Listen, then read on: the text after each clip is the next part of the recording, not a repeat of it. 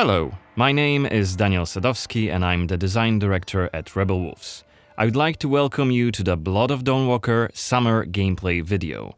Our game is a story-driven, open-world dark fantasy RPG set in medieval Europe. The game is currently in pre-beta stage, and what we are going to show you is just a part of one of the mid-game quests. It's a really cool story involving legendary swords and a haunted almshouse, but today we'll focus on showcasing our gameplay systems. We're starting on the outskirts of Svartrau, the game's largest city and the capital of Vale Sangora. From here, we could head anywhere the eye can see, explore ancient ruins or sabotage vampire blood transports. But it's not just about where or when you go. It's also about how you approach the main quest and shape the story, making each playthrough uniquely your own. For now, we're following the road. Coen is on his way to the city's cathedral, chasing leads about a powerful weapon said to be hidden in its crypts. But first, we'll have to deal with some bandits who camped out by the main road. Traveling through Vale Sangora is never boring. The world is dense with quests, random encounters, and locations steep in lore. This will be a great opportunity to show you our combat system. Our goal was to make the player feel like a real swordmaster who closely observes his enemies. We'll begin this fight by using acrid dust to stun one of the enemies. Now, when you attack, you choose one of four directions: up, down, left or right, in order to hit the opponent where he's unable to parry. And similarly, when defending, you have to take note of the enemy's intent and the direction of the attack. On the left side of the screen, just above Coen's health, you have activation charges that will be filled in with each successful attack, block and parry. Once they are full, you can use one of the active abilities which allow you to take a more tactical approach to fighting. We started the fight by throwing some acrid dust, and now let's cast Burning Blood. It's a hex which boils the enemy's blood and burns their skin, dealing physical damage over time. Alright, time to finish this fight. Let's use the final activation charge to cast the artery attack, which actually decapitated the last opponent. Our hero quickly dispatched the bandits, so let's loot a few items they've left behind and open the inventory. First of all, let's replenish our health by eating something, and then take a closer look at this cool-looking weapon we just picked up. Ah, it has better stats than our current weapon, so let's equip it right now. We've also leveled up, so let's use this opportunity to spend the newly acquired skill point in one of Coen's skill trees. The skills in the Blood of Dawnwalker are divided into 3 trees, one for human, one for vampire, and one shared between the two. We also have an active abilities panel. We can use it to unlock additional abilities to use during combat. Note that during the day, the health bar is not regenerating. You need to find consumables like the one we've just eaten. The hexes we've just used also consume some of Coen's health. Be aware of that. The way our magic system works, there's always a price to pay for manipulating reality. But we can make it sting a bit less. Let's level up the Frugal Witchcraft skill, so next time we'll cast a hex, it'll consume fewer of Coen's health points. Now that we've wrapped up the encounter with the bandits, we can be on our way to get inside the city. Right now, Coen hasn't done enough to ruffle the vampire lord's feathers, so the guards will just wave us through. But the more damage you cause, the more suspicious and aggressive they'll become. So when you play the game yourself, you'll have to decide whether you want to challenge the vampires openly, or lay low until you're ready to strike and surprise them. It's even bigger than I remembered. And it's grander than before. They're putting in new stained glass. The Knyaz doesn't deny the old faith. Out of my face. This is the rich district of the city, Silberkreis.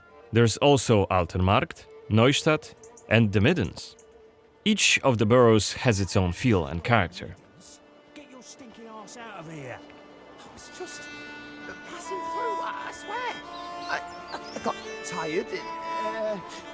And sat down and started begging. Looming high over the city is Brancis's castle, Greifberg. He took it over when he slaughtered the human ruler of the valley, Skender, as shown in the trailer we shared with you earlier in January this year. In order to complete the main quest and save your family, you'll have to storm the castle, alone or with help of friendly NPCs. We could do it right now if we wanted, but it would be super challenging.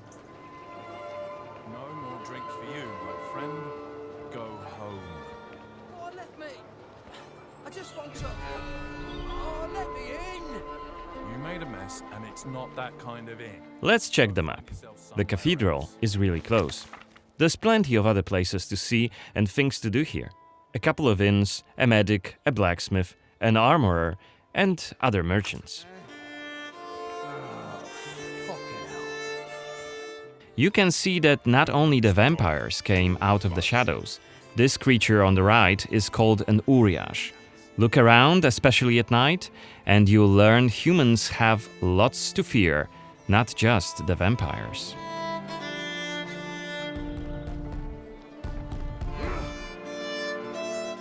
And here we can see guards pounding on some poor guy's doors. What is it about? Face. Singing songs that mocked him and the faith. Who told you this nonsense? Was it Livia? It's just one of many different community scenes we're implementing in the game. Watch them closely when you play, as they might point you to new quests and hidden treasures, or signal changes in the game's world. Once again, I humbly beg of thee. I humbly. Ouch. I don't want to say it, Mum. It's a prayer. It's what we have to say. Go on. I humbly beg of thee, protect him and Okay, we are at the cathedral gates. Again, since Coen isn't yet wanted by the vampire regime and it's daytime, we can simply walk inside.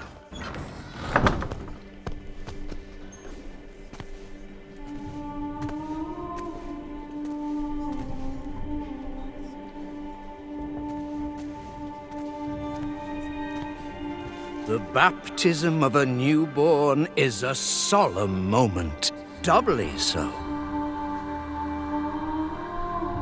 A new life joins our flock, bringing happiness to its parents and to the congregation. Natus ex sanguine est, alitur sanguine, et in sanguine morietur. Ego te baptizo in nomine Dei. Amen.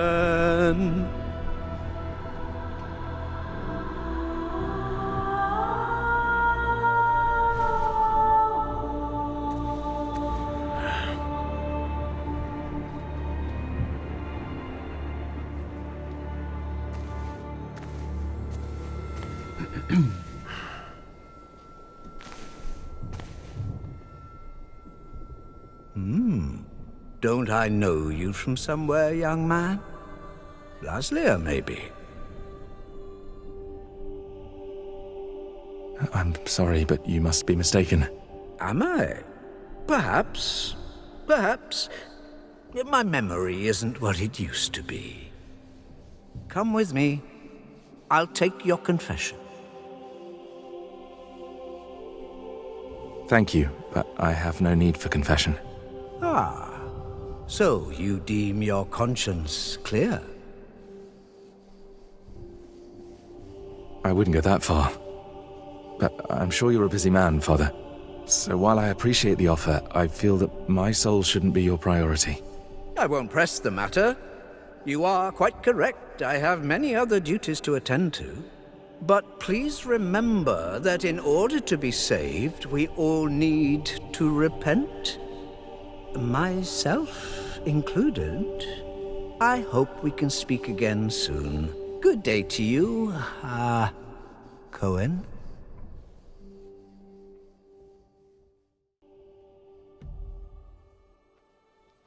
What we saw right here was just one of many cutscenes we recorded for the game, which smoothly transitioned into a dialogue scene. We use cutscenes to highlight key scenes or showcase interesting bits of lore. Like this blood baptism. Creepy, isn't it? The core feature of the Blood of Dawnwalker is the dual gameplay loop. Remember, Coen may be a human during the day, but he turns into a vampire at night and has a different set of skills at his disposal. And this is just one variable that affects our quests. Depending on when you tackle a particular quest, what choices you've made earlier, whom you befriended, or whom you've angered, your gameplay and story experience will be very, very different. So each quest is a complex structure with multiple possible paths leading to the end goal. We maximize players' freedom and agency, offering you a narrative sandbox to play in. I wonder what secrets may be concealed up there, just beyond Coen's reach. And how do we get there? It's impossible to do during the day, but come night, it's an entirely different story. Let us explain what we mean by taking our current quest as an example. During the day, we got inside the cathedral without any problems, since it's open for all to see and Coen doesn't yet stand out from the crowd. The scaffolds, though, are outside of his reach. But climbing them won't be a problem for the vampire, who has many more exploration abilities at his disposal. Bear in mind, Coen has not completed the quest yet. What's more, there are still a few clues to be found in order to solve this story. It's worth mentioning that narrative sandbox also means that we may completely abandon this quest and follow a different path to defeat Brensis. For today, we're focusing on the gameplay part, so let's see how we could tackle this particular quest during the night. We're starting right after dusk, as a vampire, on the rooftops of Svatro. Right now, we have 22 days left to complete this goal. This counter is always displayed and you'll be warned each time it's pushed forward. So you have to be aware of the time, and it's more of a resource you'll be spending than a racing clock. As a vampire, you'll see and experience the world from a different perspective. You can travel quickly and easily access places beyond the reach of regular humans. Let us show you what we mean. This is Shadow Step, a unique vampiric ability allowing Coen to jump to almost any place within his reach. Now let's take a good look around using the focus mode. This ability highlights objects of interest and loot. And there is something right here.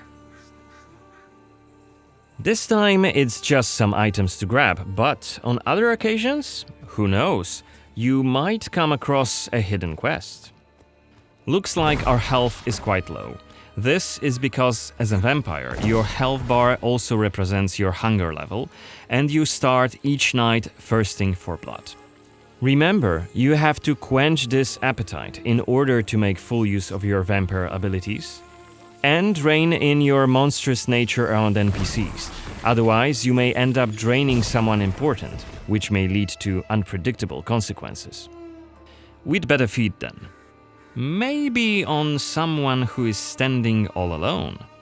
Like this drunkard. Let's grab him and use Voracious Bite ability. Unless you lose control due to hunger, you get to decide how much blood to drink. You can drain just a bit and knock your victim unconscious, or go all the way and kill them.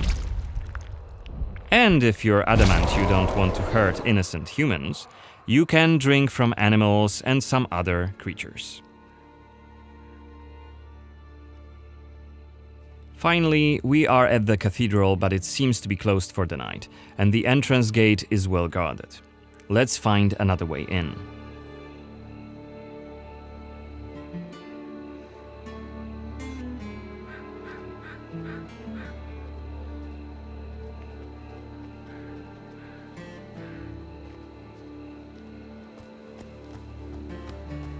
Shadow Step is not the only vampiric ability you're gonna learn during your playthrough. Coen can also use Plane Shift to scale walls and even ceilings smoothly. This will allow us to explore every nook and cranny of the cathedral.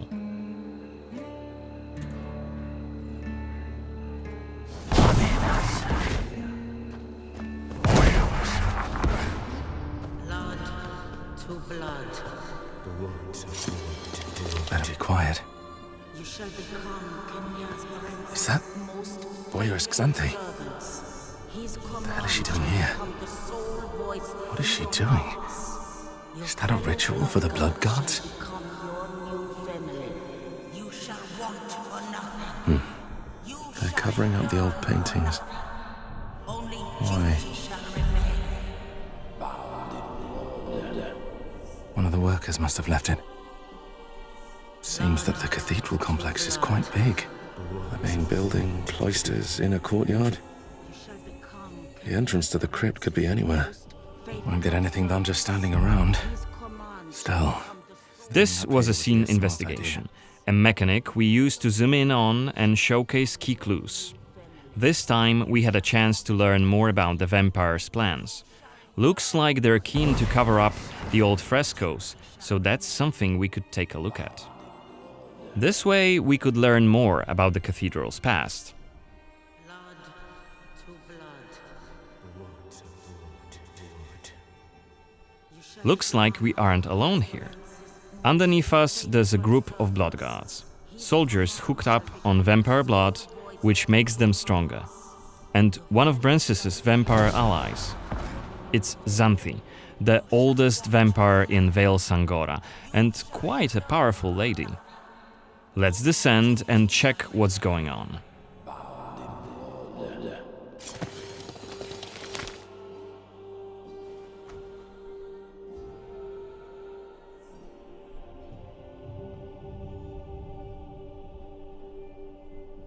Don't think I don't see you skulking in the shadows.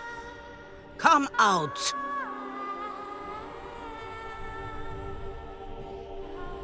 You're interfering with my task. Who are you? It doesn't matter. Very well. I don't have time for interruptions. Let us dispose of him. Quickly! You've withstood it. Fascinating. Coen is using his claws to attack when in vampire form. Blood guards are dual-wielding opponents. Their attacks are pretty strong. Of course, even when fighting with claws, combat is still directional. Don't worry, Coen can still use his sword as a vampire. You haven't lived long.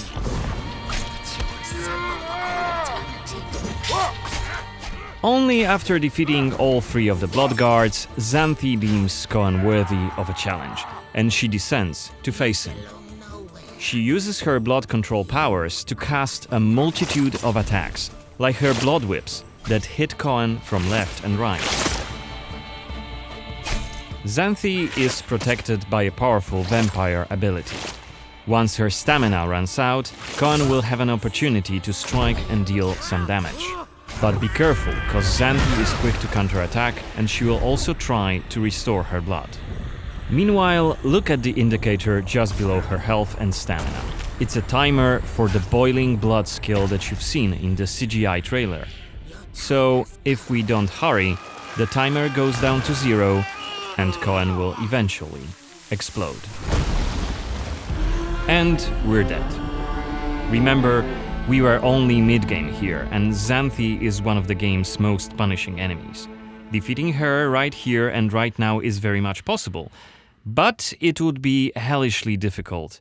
A fun challenge for hardcore players. Otherwise, we could load the game and explore the cathedral without drawing her attention. Or try to get to her while she's not surrounded by bodyguards. Xanthi, like all other vampire allies, has her own questline.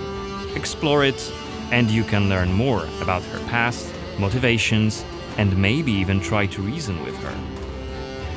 What you do is entirely up to you. Remember, our design principle is the narrative sandbox. There is no difference between main quests and side quests. There's just different stories that you weave together into your own unique adventure. But that's coming in 2026. For now, I'd like to thank you for joining me on this gameplay video presentation. We've just shown you a tiny glimpse of the Blood of Dawnwalker. There's definitely more to come in the coming months, so stay tuned for any updates being posted on our social media profiles. Goodbye!